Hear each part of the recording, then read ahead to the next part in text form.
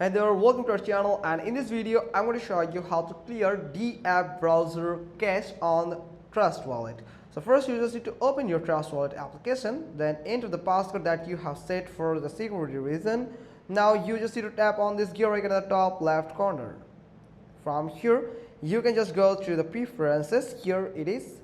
So tap on preferences, and from here you will find DApp browser option. Now tap on it, and from here you will find clear browser cache. So if you want to delete or clear DApp browser cache, so you just need to tap on clear browser cache here. Now you just need to confirm that you want to delete the browsing data or clear the browsing data. So you just need to tap on OK here.